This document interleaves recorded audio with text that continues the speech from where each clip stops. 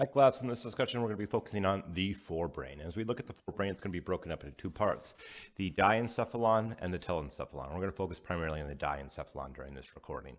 The diencephalon is going to be wrapped around our third ventricle, and as we're looking at the diencephalon, let me shift colors here, is the blue area within the brain figure that I have developed or have shown right here, and it's going to primarily be the deepest part of the brain, the most middle you can get in the brain.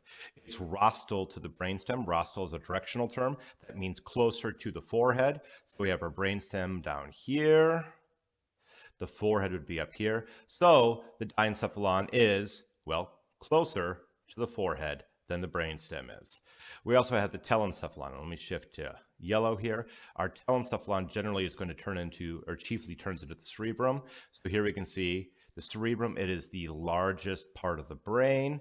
It's also going to be superficial to the diencephalon. So the cerebrum is going to wrap around the outer perimeter of the diencephalon.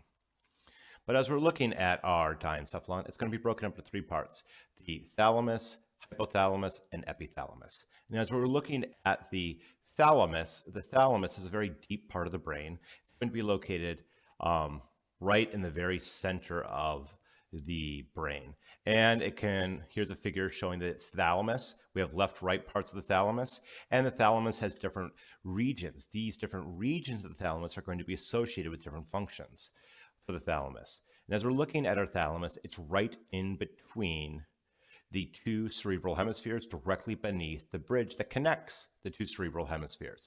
The thalamus is about 4/5 or about 80% of the volume of the diencephalon.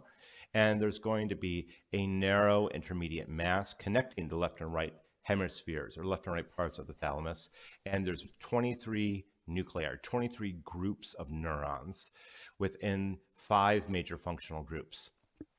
Generally speaking, when we think of the thalamus, I want you to think of it as an information relay station. Our thalamus is going to help to filter information.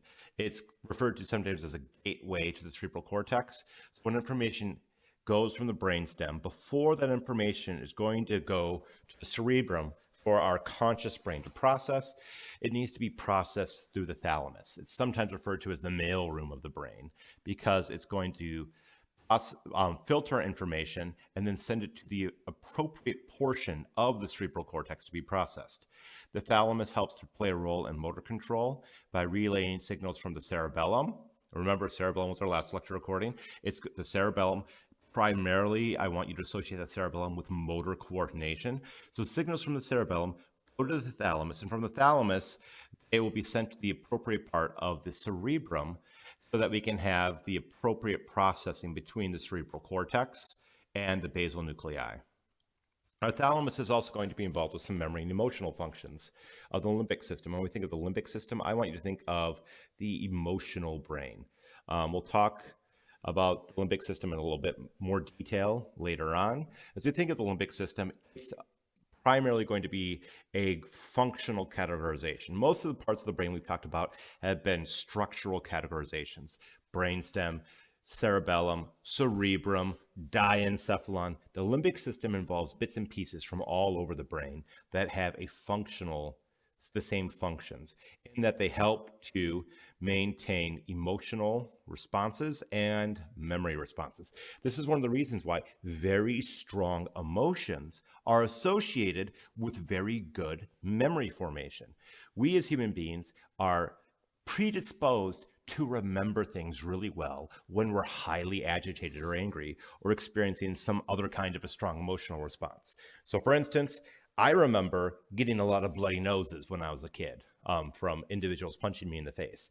And it's not because I was getting punched in the face all the time. It's mostly, well, I did get punched a lot, but mostly it's because I had a very strong emotional response while I was getting punched in the face. Or for a lot of people, your very first kiss, that gives you a very strong emotional response, or your wedding day, there's another strong emotional response. Going to prom for the first time, or the very first time you dance with somebody in middle school at that really awkward middle school dance. These are all instances of having strong emotional responses and, generally speaking, good memory formation associated with the strong emotional responses.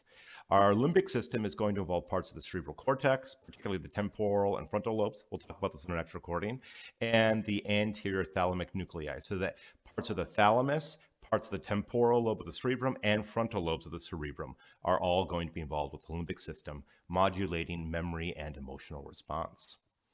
As we're looking at the hypothalamus, as its name implies, hypo meaning beneath. What's it beneath? The thalamus. The hypothalamus is beneath the thalamus. So I just circled the hypothalamus in green. For reference, let's circle the thalamus in red. So our thalamus is in red, hypothalamus is in green. What does the hypothalamus do for us? Many different things.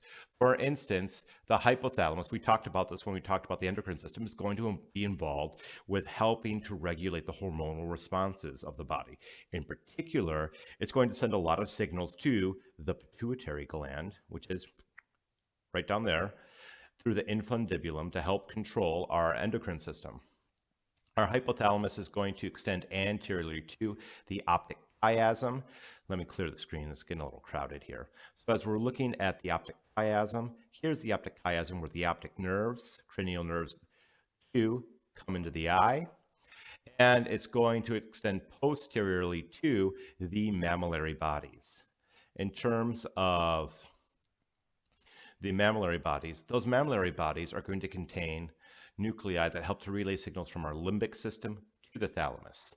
So our hypothalamus is approximately right there, and it's because it's going to relay signals from the limbic system to the thalamus, it's also going to be involved with emotional response.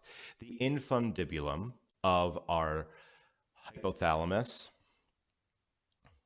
is that little red branch right there that connects the green pituitary gland, and let's go with the blue hypothalamus. So connecting the hypothalamus to the pituitary gland, we have that small branch, the infundibulum. Now, as we look at our hypothalamus is going to be involved with the autonomic nervous system and our endocrine system. When we talked about chapter 18 content for our last exam, we covered the endocrine system. Let's review autonomic nervous system. Autonomic nervous system means that it happens without conscious control. It happens automatically. So a lot of our homeostasis regulation or homeostatic regulation occurs with the hypothalamus. We are going to, let's focus on those autonomic effects. We're going to focus on heart rate, blood pressure, our digestive system, our digestive movements. These are all things that are automatically regulated by the hypothalamus. And one of the big ones, and I can't remember if I put this on the next slide or not, but one of the really big things that the hypothalamus does for us is help to regulate body temperature. I'm going to put a BT for body temperature. Our hypothalamus contains our body's internal thermostat. Oh, yep, I did put it on the next slide. So I will stop talking about that. And backing up a slide here is really tough with this program. Give me a moment. Previous. There we go, back on track. So as we're looking at our hypothalamus, it's also going to be involved with hormone secretion. So there's lots of hormones. We're not going to talk about those hormones in detail. Some of those hormones include oxytocin or antidiuretic hormone. Oxytocin is involved with labor contractions. ADH is involved with water conservation. Go back to our last unit if you want to know more details about those hormonal functions. So as we're looking at the hypothalamus, and I'm glad I gave this extra emphasis because this is a big one. Thermoregulation is done with the hypothalamus. And this is one of the last functions of the hypothalamus that is developed within our body. So as we're thinking, I should say, while we're in utero. So for prematurely born infants, they don't have a developed hypothalamus that's capable of regulating their body temperature appropriately. This is one of the big reasons why prematurely born infants are put into incubators to help regulate their body temperatures for them. We also regulate food intake, hunger, and satiety. So if you're hungry or if you feel satisfied, it also helps to regulate water intake, your sense of thirst and or osmolarity. Some of the hormones that influence hunger include leptin and a wide variety of other hormones that are secreted by the adipose tissues of our bodies. We didn't have time to talk about those when we got to the endocrine system. There's many functions of or many hormones associated with influencing hunger and satiety and energy expenditure, but we don't have time to get to those in this class. We also have thirst centers. In particular, our hypothalamus regulates blood osmolarity, or the salt dissolved ion concentrations within our blood. And that can stimulate the production of ADH, antidiuretic hormone, or initiate the thirst response. Our hypothalamus helps regulate sleep, particularly the suprachiasmatic nucleus of the hypothalamus is going to sit directly above the optic chiasm. So right there in red, I should shift colors to red. Right up there is the suprachiasmatic nucleus. Supra meaning superior, chiasmatic referring to the chiasm. So this nucleus directly above the optic chiasm is the suprachiasmatic nucleus and helps to regulate our circadian rhythms. We also are going to use our hypothalamus for memory formation, particularly the mammary nuclei of the hypothalamus. So right over here in pink, these memory nuclei are going to receive signals from the hippocampus so that we can take those short-term memories that are stored and formed with the hippocampus and convert them into long-term memories. We're also going to have behavioral modification and sexual response with the hypothalamus. So we see fear, anger, aggression, fear, pleasure, contentment, sexual drive. All of these very strong emotions can be helped or can be regulated by the hypothalamus. It's worth emphasizing that when we look at the hypothalamus, our hypothalamus responds to a lot of the sex hormones. And those sex hormones, in addition to affecting the sexual drive of the hypothalamus, those sex hormones also are going to have some influence on some of the other functions of the hypothalamus. So when somebody's experiencing a rapid change in testosterone, estrogen, progesterone, testosterone, the sex hormones within their bodies, sometimes there are unwanted emotional responses associated with a rapid fluctuation of those sex hormones, because the same structure that responds to those sex hormones, the hypothalamus, also is going to help regulate some of those emotional responses. We also have the epithalamus. Our epithalamus is pretty tiny. It's a massive tissue that's primarily going to be made of the pineal gland. Let me back this up here. So our epithalamus is located right here. And there's two structures to the epithalamus, or two key components. We have the pineal gland, which makes up the vast majority of the epithalamus. And then we have the habenula. The habenula is a subset, or a smaller portion here in yellow, of the epithalamus. When we think of the pineal gland, that's an endocrine gland we've already talked about. It produces melatonin, the hormone melatonin, not the pigment melanin. The habula is going to help to relay signals from the limbic system to the midbrain. And as we look at the epithalamus, it forms the roof over the third ventricle. So in red, I could have our third ventricle right down there, that little space right down there, inferior to the pineal gland being the third ventricle.